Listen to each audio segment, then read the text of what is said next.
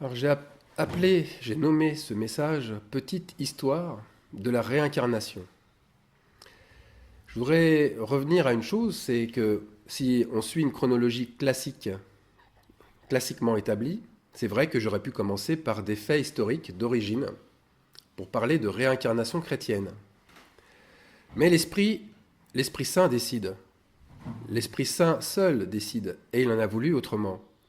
Et c'est par l'enfant décédé subitement que j'ai commencé à en parler, à croire que le vrai fondement est plutôt là, dès l'enfance et dans l'enfance.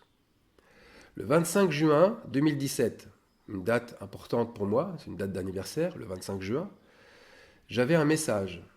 Un enfant n'est pas sauvé, c'est autre chose. Je disais alors, tous ces enfants qui dorment vont être réveillés à nouveau pour finir sur Terre ce qu'ils ont commencé à vivre et qu'ils n'ont pas pu terminer. Ils vont tous pouvoir légitimement vivre une expérience de rédemption de la part de notre Seigneur. La semaine dernière, je postais donc ma 11e vidéo traitant du sujet, et le tout d'ailleurs rassemblé sur une playlist YouTube sous le titre La réincarnation et la foi. En fait, je me suis surpris à constater qu'aucun de mes messages n'avait vraiment traité des faits historiques qui montrent qu'au départ, bien les dés avaient été pipés. Les dés ont vraiment été pipés. Et là, lundi matin, jour férié de la Pentecôte, je suis tombé sur les décisions des pères de l'Église du deuxième concile de Constantinople en 553 après Jésus-Christ, et les décisions de ce concile proclamaient anathème les défenseurs de la réincarnation.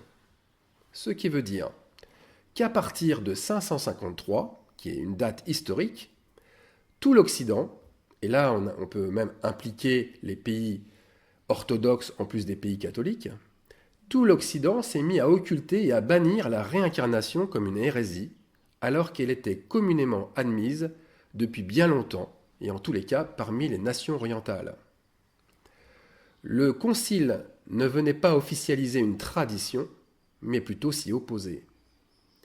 Le texte ratifié disait ceci: si quelqu'un croit à la fabuleuse préexistence des âmes, qui a pour conséquence l'idée monstrueuse qu'elles retournent, qu'il soit anathème.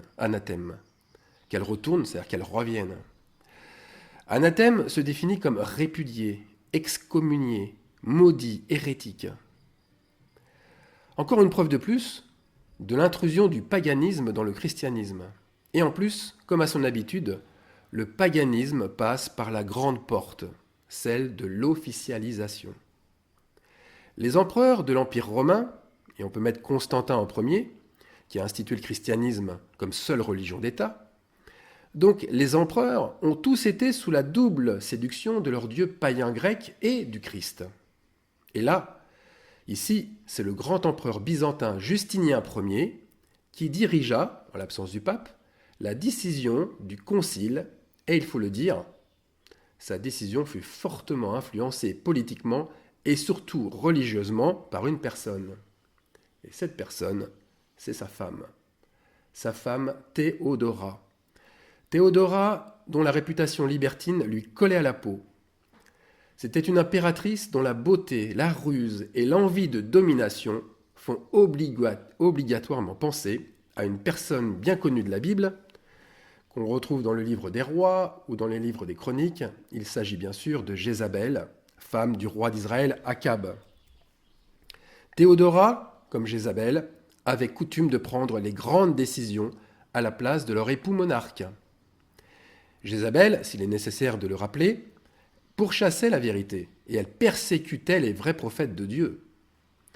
Théodora, quant à elle, n'aimait décidément pas l'idée qu'elle soit responsable de ses actions et qu'elle pourrait en subir les conséquences négatives dans une vie future. Alors, certains pères de l'Église allèrent dans le sens de l'empereur et officialisèrent une décision que même les protestants par la suite n'ont pas rétablie. Alors un bémol toutefois, je dis certains pères de l'Église, car tous n'étaient pas forcément a priori de cet avis. On va prendre comme exemple Jérôme, docteur de l'Église, qui vécut de 347 à 420 après Jésus-Christ, et à qui on doit la Vulgate, c'est-à-dire la traduction de la Bible grecque en latin. Et il disait ceci dans ses écrits.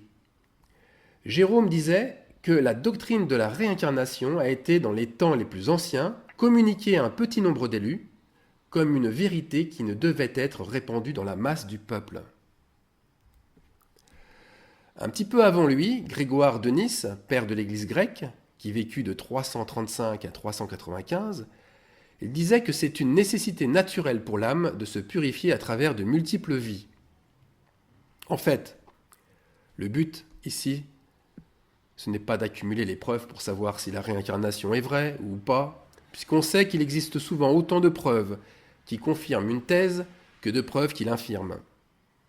L'unanimité n'existe bien souvent que par la manipulation ou la contrainte. Manipuler, est-ce que c'est pas avoir réussi à convaincre une majorité et à rendre une minorité silencieuse, qui bien qu'elle ne soit pas d'accord, en tout cas ne s'oppose pas, ou elle ne s'oppose plus. Rappelons-nous des 450 faux prophètes opposés à Élie. Ils formaient la grande majorité. Ils formaient en fait cette religion d'État face à un petit prophète seul et isolé. Mais qui détenait à l'époque la vérité? Alors nous nous retrouvons toujours devant le même dilemme, toujours. Révélation ou connaissance? Vérité ou mensonge? Cela vient-il de la chair ou de l'esprit? Comment le savoir? Comment en être sûr? Jésus employait des paraboles pour que ceux qui sont du bon grain comprennent, et que ceux de l'ivraie restent sourds. Le même exemple en Éden, où l'arbre de la connaissance du bien et du mal était opposé à l'arbre de la vie.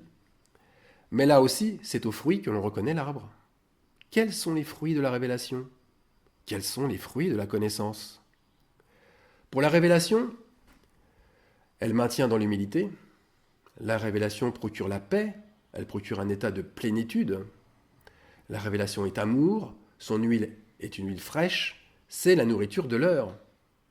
Alors que la connaissance, elle enfle, elle enflamme l'orgueil, elle procure une fausse sagesse, 1 Corinthiens 8.1, Jacques 3.15. C'est le plus souvent une mauvaise huile. Sa manne est frelatée, elle date d'hier.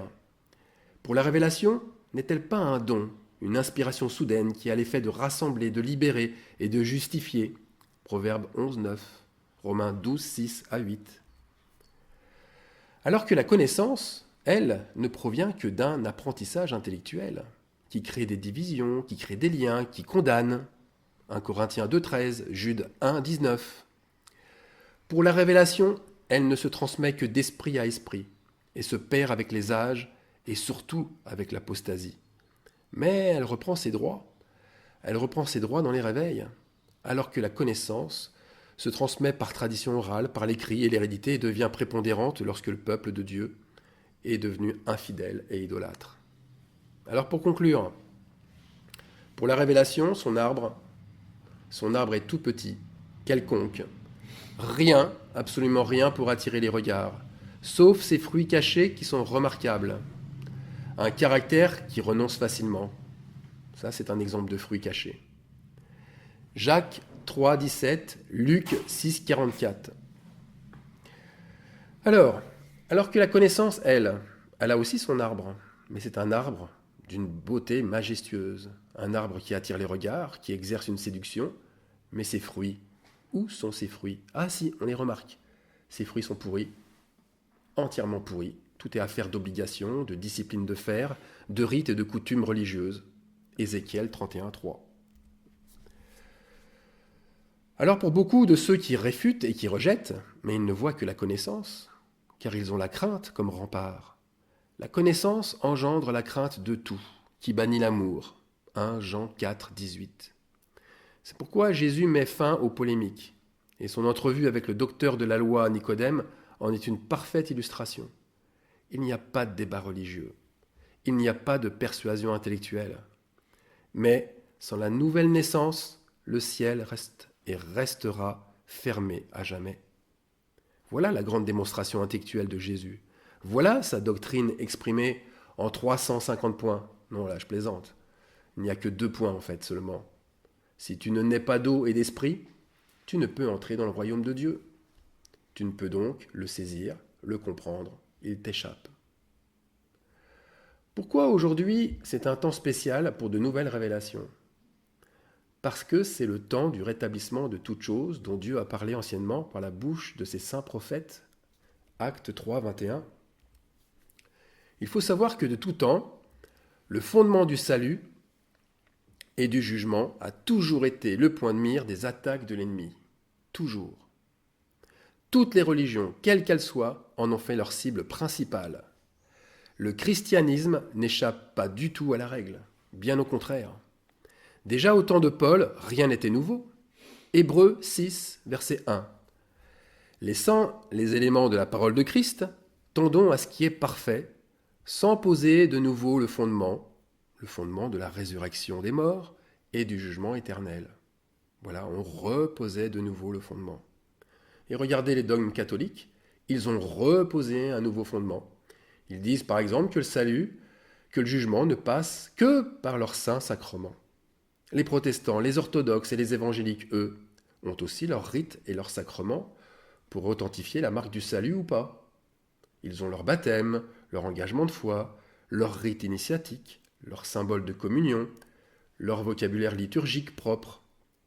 Si on n'y adhère pas, on est comme avec les jugements des conciles, ces jugements catholiques d'autrefois, anathèmes. Mais leurs discours se rejoignent tous sur un seul point. Tous ces mouvements religieux, ils sont en accord. Et ils sont en accord lorsqu'ils se permettent de certifier que si on ne croit pas dans leur doctrine, on ne croit pas correctement en Dieu, et alors la foi du croyant est tronquée, elle est vaine, et le croyant est anathème. Ah, ils se réclament tous du même Dieu. Ils ont tous le même livre, la Bible. Mais attention, chaque groupe identifie l'autre comme la Vierge folle de la parabole des 10 vierges de Jésus. Chaque groupe détiendrait la vérité et le salut. L'autre serait anathème. Ah, mais aujourd'hui, les choses ont changé, c'est vrai. Les choses ont changé. Il y aurait un consensus général. Et ce consensus, c'est un accord commun qui se trouve en fait autour de Marc 16, 16. Celui qui croira et qui sera baptisé sera sauvé, mais celui qui ne croira pas sera condamné. Ça veut dire que le salut est accordé à celui qui croit, mais croire comment ? Croire dans leur sainte doctrine, où les œuvres sont abolies. Il n'y a rien à faire sinon de croire et de recevoir un baptême d'eau de la part de son groupe religieux pour être sauvé. Voilà la base de l'œcuménisme. Voilà la tiédeur de la foi, l'absence de tout sacrifice et de tout effort visant la purification. Ils ne veulent pas acheter de l'or éprouvé par le feu. Ils veulent être riches en ne faisant rien. Et ils se croient riches de connaissances et ne veulent surtout rien d'autre. Mais la vraie richesse, la richesse c'est l'Esprit Saint, elle s'obtient autrement. Apocalypse 3, 17, 18. En fait, comme je le disais, ils ont tous un purgatoire qui se ressemble. Ils ont le même purgatoire. Ils pensent qu'il y a de petits, de gros péchés. Ils pensent qu'il y a des péchés mortels et d'autres véniels. Peu tombent dans les gros péchés, comme le meurtre. Ils font juste de petits écarts, en mentant, en fraudant parfois. Et ils pensent que là-haut, dans le ciel, il y a un pardon fait par Jésus-Christ pour cela. Mais il n'y a pas deux poids, deux mesures. Le péché montre une chose importante. Le péché, quel qu'il soit, montre la séparation d'avec Dieu. Et la réparation se fera dans ce siècle ou alors dans un autre. J'en reviens à Marc 16, 16. Celui qui ne croira pas sera condamné. Le fait, par exemple, de croire que condamné ne veut pas dire condamné de toute éternité, mais que cette condamnation est seulement provisoire, car l'enfer n'est pas éternel, si vous croyez cela, cela vous excommuniera de beaucoup d'assemblées chrétiennes, qui penseront que votre égarement vous fermerait la porte du salut. Le fait aussi de ne pas croire qu'après la mort vient le jugement dernier, et qu'il y a 2 résurrections et non une seule, vous fermerez pareillement la porte de la foi, donc du salut.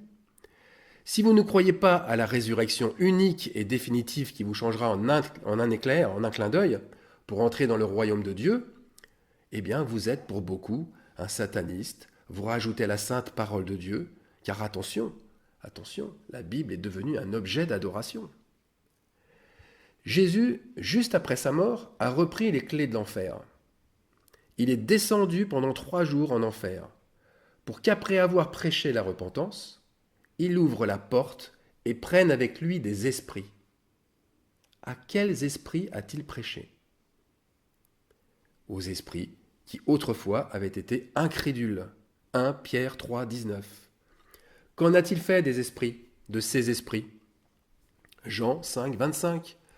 L'heure vient, et elle est déjà venue, où les morts entendront la voix du Fils de Dieu, et ceux qui l'auront entendu vivront. Verset 28, un peu plus loin. Car l'heure vient où tous ceux qui sont dans les sépulcres entendront sa voix et en sortiront. Ceux qui auront fait le bien ressusciteront pour la vie, mais ceux qui auront fait le mal ressusciteront pour le jugement. Tiens, ici, on parle de 2 résurrections. Mais de quel jugement parle Jésus? N'est-ce pas d'un châtiment qui ressemble à la souffrance, qui ressemble à la brûlure de la réparation? Et si ceux qui auront fait le mal, Jésus les avait fait revivre sur terre dans d'autres corps, pour qu'ils réparent leurs fautes d'avant? Cette vision est plus que possible, elle est plus que probable, même si elle gêne tant par ses rapprochements avec certaines doctrines fausses et certaines religions apostates. Je l'ai déjà dit, c'est la tradition de Christ, la tradition de l'agneau, et elle dérange beaucoup. Nous avons aujourd'hui des assemblées qui, excusez-moi l'expression, mais des assemblées qui bêlent comme des moutons derrière leurs bergers et qui acceptent tout ce qu'ils proclament.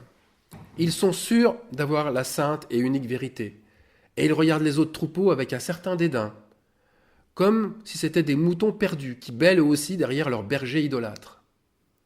Même les dissidents, ceux qui sont sortis de ces organisations religieuses, ne sont pas plus novateurs. Ils ont eux aussi formé une nouvelle religion chrétienne, ou une nouvelle secte qui fonctionne sur le même principe rigide et exclusif que les autres. J'en ai pour preuve que face aux nouvelles révélations que j'annonce, je me fais traiter de tous les noms, d'anathèmes, de satanistes, de faux prophètes, de non-baptisés, par toutes sortes de religieux, comme par des dissidents d'ailleurs. Mais la question c'est, où se trouve la douceur de l'esprit qui prend son temps, qui prie, qui s'interroge et qui respecte celui qui dit que Dieu lui a parlé? Beaucoup de dissidents ne sont pas sortis de leur système. Ils en ont créé un autre, tout aussi méchant et sectaire, et parfois pire encore. Moi, pour ma part, je me refuse. Je me refuse de me mettre avec une doctrine qui me lie, qui enferme les autres dans des identités construites et toutes faites, et qui finit en fait par élever un peuple au-dessus des autres, ou au-dessus d'un autre. Ils pensent se libérer, mais ils ont cassé des anciens murs, en construisant de nouveaux murs autour d'eux. Et en plus, leur fondement est différent de celui de Jésus-Christ, car ils utilisent exactement les mêmes matériaux qu'ils avaient. Ils utilisent du chaume, du foin et du bois, que des matériaux inflammables qui se consument. Et Paul dit que l'œuvre de chacun se révélera dans le feu, et justement dans ces matériaux-là. Il le dit dans 1 Corinthiens 3,12.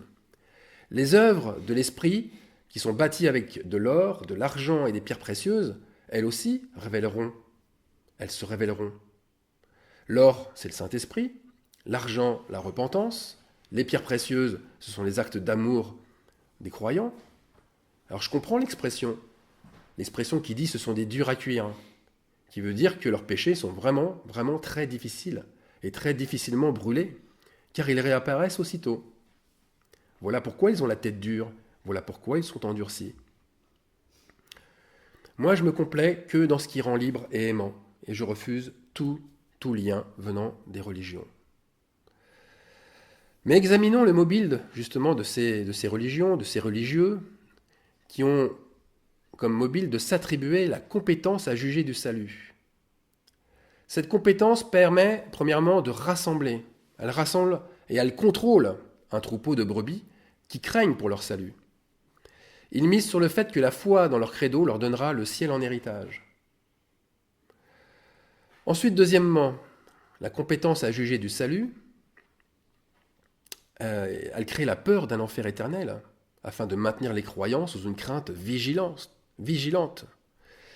Ces croyants pensent que l'infidélité concerne justement à ne plus être soumis aux traditions et aux lois de leur propre groupe.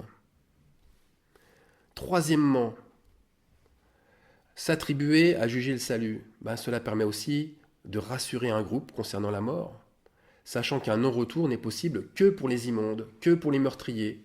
Elle ne concerne que des êtres méchants par nature. Mais pour soi, même si les écarts existent, la religion efface. C'est elle qui efface et qui atténue les points noirs.